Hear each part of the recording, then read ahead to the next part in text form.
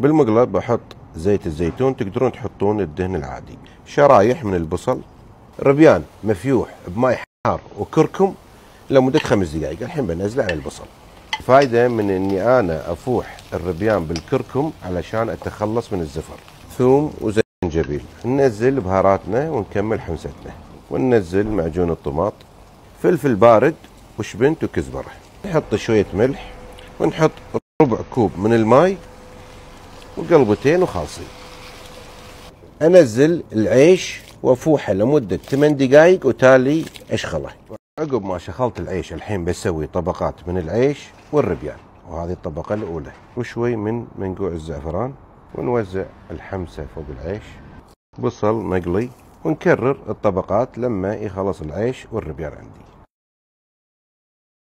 على نار هادية 25 دقيقة. شوف الألوان ما شاء الله تبارك الله. ننشب عيشنا